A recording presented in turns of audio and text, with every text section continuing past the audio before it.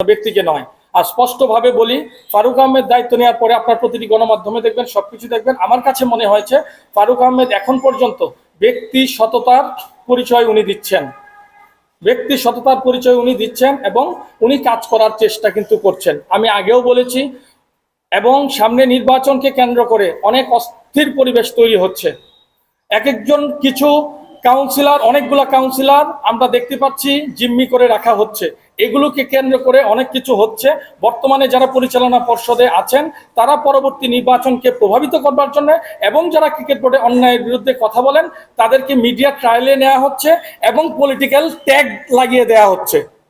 আমি স্পষ্টভাবে বলি, তাদেরকে মিডিয়া ট্রায়ালে দেওয়া হচ্ছে এবং ট্যাগ লাগিয়ে দেওয়া হচ্ছে। আমি আমার এন্টায়ার কেরিয়ার, আমি একটা রাজনৈতিক আদর্শে বিশ্বাস করি। আমি গত 17 বছর যাবৎ আমি ওই জায়গায় বিলং করেছি। কেউ কোনোদিন ক্রিকেট বোর্ডে আপনারা কোনো দিন কেউ দেখতে পারবেন না। তারা বিভিন্ন মানুষকে তারা প্রভাবিত হয়ে, এবং তারা যারা জুলাই বিপ্লবে একটা ফেসবুকে স্ট্যাটাস দেয় যেসব সংগঠকরা, পরিচালকরা যারা এই অপকর্মের সঙ্গে সরাসরি সম্পৃক্ত ছিল, তারাই এখন বিভিন্ন রাজনৈতিকভাবে আরো বেশি এখন স্ট্রং হচ্ছে বিভিন্নভাবে। তারা, আপনারা দেখতে পাচ্ছেন গণমাধ্যমে বিভিন্ন প্রোগ্রামে যাচ্ছে, সবকিছু যাচ্ছে, অথচ তারা গত 17 বছরে গণভবন, ক্রিকেট বোর্ড, ওইসব জায়গায় কিন্তু ম্যাক্সিমাম সময় ছিলেন। এখন তারা অন্য ভবনের দিকে যাওয়ার চেষ্টা করছেন।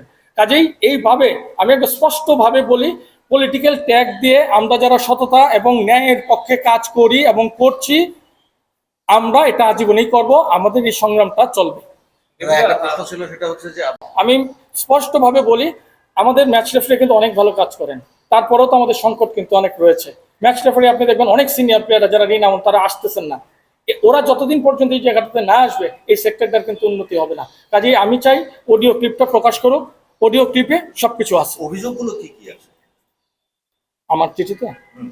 আমার চিঠিতে নিয়ামুর রশিদ রাহুল যেরকম আমার সঙ্গে উচ্ছৃঙ্খল এবং অকথ্য ভাষায় গালিগালাজ করেছেন, আমি সেটাই বলেছি। দাদা, আপনি বললেন অডিও ক্লিপের কথা, এটা কি আপনাদের যখন মিটিং হয়, যে কোন আম্পায়ার্স কমিটির সঙ্গে আপনাদের যে মিটিং হয়, প্রত্যেকটা মিটিং এ কি অডিও রেকর্ড করা হয়? না, তাহলে ওই কি দিন কারণে ওই দিন রেকর্ড? আমাদের উদ্দেশ্যগুলো বুঝতে হবে। আমি বলি, আমি প্লেয়ার্স অ্যাসোসিয়েশনের সাধারণ সম্পাদক, আমি নির্বাচিত সাধারণ সম্পাদক। এই জায়গায় কিন্তু ইলেকশন হয়েছিল। ইলেকশন নিয়েও অনেক ভ্রান্তি আছে, সীমাবদ্ধতা আমাদের ছিল, কিন্তু আমি নির্বাচিত সাধারণ সম্পাদক। এই মাঠেই যখন কয়েকজন সাবেক ক্রিকেটার এবং বর্তমান ক্রিকেটার 30-40-45 জন তারা নতুন কমিটি দেখতে চায়, আমি সঙ্গে সঙ্গে রাজি হয়ে গেছি। এখানেও কিন্তু এই যে পরিচালকরা, আমি সবকিছু অন্যায়ের বিরুদ্ধে কথা বলি, পরিচালকরা কিছু প্লেয়ারকে সরাসরি তারা প্রশ্রয় দিয়েছেন এই কাজগুলো করবার জন্যে। তখন থেকে তারা আমার বিরুদ্ধে, যেহেতু আমি একমাত্র ব্যক্তি 5 তারিখের পর থেকে আজ পর্যন্ত আমি একই স্ট্যান্ডে আছি, আমার কোনো ডুয়েল স্ট্যান্ড নাই। আমি সত্যের বিরুদ্ধে কথা বলতেছি, যেটা ন্যায় আমি ন্যায়ের বিরুদ্ধে কথা বলছি। এর কারণেই আপনারা আমার ব্যাকগ্রাউন্ড দেখেন, আমার পারিবারিক ব্যাকগ্রাউন্ড দেখেন, এডুকেশনাল ব্যাকগ্রাউন্ড দেখেন, সব কিছু দেখেন, আমি এই জায়গায় আমার দৃঢ় অবস্থান। আজকে যে বাংলাদেশ ক্রিকেটটা যেই জায়গায় এসে দাঁড়িয়েছে, টেস্ট স্ট্যাটাস পাইছি 2000 সালে, আজকে 25 সাল, 2 যুগের বেশি হয়ে গেছি। আমরা তো এই জিম্বাবুয়ের সঙ্গেই খেলতেছি, রাইট? এখনো আমরা শঙ্কায় থাকি। এই 20-25 বছর যাবত তো তারাই ছিলেন। ফারুক আহমেদ তো আমাদের সম্মানিত সভাপতি, মাত্র 6 মাস, 7 মাস, 8 মাস হয়েছে দায়িত্ব নিয়েছেন। সো আপনারা সবকিছু দেখেন, আপনারা আম্পায়ার্স ডিপার্টমেন্ট দেখেন, সিলেকশন পলিসি কি ছিল আপনারা দেখেন, নীতি নির্ধারণী পর্যায়ে কি ছিল দেখেন, গঠনতন্ত্র নিয়ে কি করা হয়েছে, এজিএম সহ এজিএম এর বক্তব্য দেখেন, সবকিছু আপনারা পর্যালোচনা করেন। আমি এজিএম পর্যন্ত সক্রিয় ছিলাম এজিএম এর মিটিংগুলোতে। যখন কেউ কথা বলতে পারতো না, আমি কিন্তু তখন কথা বলেছি। আপনারা জানেন, এই যে মিরপুরের স্টেডিয়ামটাতে, আপনারা অনেকে নতুনরা অনেক কিছু জানবেন না, আমি কোনো রাজনৈতিক বক্তব্য দিতে চাই না। এখানে তো রাজনৈতিক অনেক প্রোগ্রাম হয়েছে এই স্টেডিয়ামে গত 10-15 বছর। আজকে এই স্টেডিয়ামটা যে হয়েছে, আমাদের জন্য ছিল ঢাকা স্টেডিয়াম, ক্রিকেট এবং ফুটবল মিলিত হতো, আর এটা ছিল ফুটবলের জন্য। জনাব আরাফাত রহমান কোকো যখন ডেভেলপমেন্ট কমিটির চেয়ারম্যান ছিলেন, তখন অনেক প্রতিবন্ধকতা সত্ত্বেও কিন্তু এই স্টেডিয়ামটা নেওয়া হয়েছিল। তো আমরা কিন্তু তার যে ক্রিকেট বোর্ডের যে অবদান, আমি কিন্তু শুরু থেকেই বলছি এগুলো। আজকে আমি রাজনৈতিক কোনো কিছু বলতে চাই না। তার সম্পর্কে তো এতদিন যারা পরিচালক ছিলেন, কেউ তো একটা কিছু বলে নাই। আমরা তো অনেক প্রোগ্রাম ব্যক্তিগতভাবে করছি ক্রিকেট বোর্ডের বাইরে। আমরা আমাদের আদর্শিক জায়গায় একটা বিলং করি, ওই জায়গায় আমার একজন ক্রিকেটার হিসেবে সাবেক সংগঠকদের স্মরণে আমি কিছু করতে যাওয়ার জায়গা থেকে আমি চেষ্টা করছি। বাট আজকে আমাদেরই কিন্তু ব্লেম দিয়ে ম্যানিপুলেট করার চেষ্টা করতেছে তারা।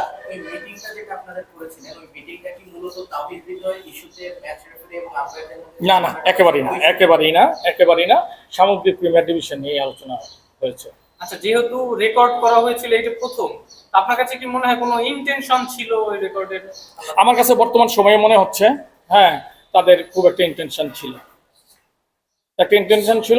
আর আমার এগ্রেসিভনেস নিয়ে মনে হয় ওই চিঠিতে বলা হয়েছে, আমার এগ্রেসিভনেস যতটুকু ছিল, আমি মিটিংয়ের সময় আমার রিঙ্গারটা অফ ছিল, কিন্তু আমার বাসা থেকে আমার পারিবারিক একটা খুব জরুরি ফোন আসছিল।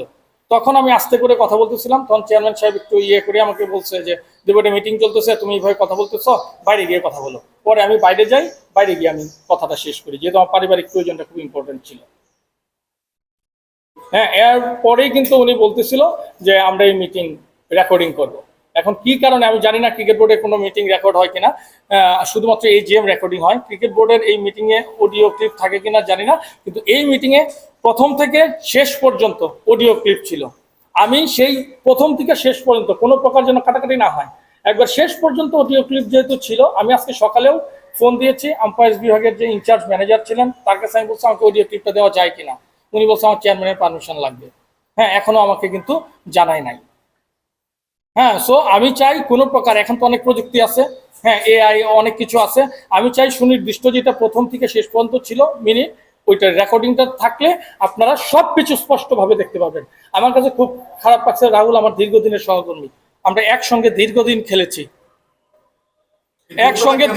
খেলেছি, আমার দূরত্বটা আমার কাছে মনে হয় সে আমার কথাগুলোকে ইতিবাচকভাবে নিতে পারে নাই, হয়তোবা সে মানসিকভাবেও চাপে থাকতে পারে। নইলে আমি এই কথাটা বলার পর সে যেভাবে রিয়েক্টটা করেছে, আমি আমার এন্টায়ার ক্রিকেট ক্যারিয়ারে আমি ক্লাবে কাজ করতে গিয়ে অনেক বিরূপ প্রতিক্রিয়ার সম্মুখীন হয়েছি। আপনি তো প্রোটোকলের কথা বলছিলেন দাদা, সেটা কি ওই যে তাওহীদ হৃদয় ইস্যু ধরে ওই আমরা কিন্তু কোনো কেউই পার্টিকুলার নাম মেনশন করে নাই। একটা কথা বলি, একজন ম্যাচ রেফারি জানতে চেয়েছিলেন যে তামিম ইকবালদের ঘটনা যেই ম্যাচে ঘটে বিকেএসপি 3 মাঠে, আমি সেই ম্যাচের ম্যাচ রেফারি ছিলাম। হ্যাঁ, আমাকেও কোনো ইন্ডিকেট করা হয়নি ওই ম্যাচ রেফারি প্রশ্ন করেছেন যে একজন ম্যাচ রেফারি মাঠ ছেড়ে যেতে পারেন কিনা, এটা নিয়ে আলোচনা হয়েছে। হ্যাঁ, তো আমি আমার যৌক্তিক কারণ সহ অন্যরাও জিনিসটা অনুধাবন করছেন যে না, আমার ভূমিকাটা অত্যন্ত ইতিবাচক ছিল। হ্যাঁ, এটা আমার কাছে যেটা মনে হচ্ছে, আমি প্লেয়ারদের অভিভাবক হিসেবে, ম্যাচ রেফারি যেহেতু প্লেয়ারদের অভিভাবক, সেই হিসেবে আমি আমার কাছে সেফটি অ্যান্ড সিকিউরিটি আগে, প্লেয়ার সেফটি সিকিউরিটি। আমি যখন আকাশে হেলিকপ্টার দেখেছি, আমার কাছে মনে হচ্ছে প্লেয়ারের কাছে যাওয়াটা আমার নৈতিক দায়িত্ব, যেহেতু সে বিকেএসপির মাঠের বাইরে, বিকেএসপির কম্পাউন্ডের ভিতরেই ছিলেন। হ্যাঁ, আমি যখন যাই, আমরা কেউ কিন্তু জানতাম না অবস্থাটা এত যাওয়ার পর যখন আমরা এই অবস্থাটা দেখি, তখন কিন্তু আমরা ইনিশিয়েটিভ নিয়ে হসপিটালে যাই এবং ওই জায়গাটাতে বিলং করি, এবং পরবর্তী কাজগুলো আপনারা জানেন আমার কি কি ভূমিকা পালন করতে হয়েছিল। তো এটা নিয়েও একজন ম্যাচ রেফারি ইতিবাচকভাবে জানতে চেয়েছিলেন।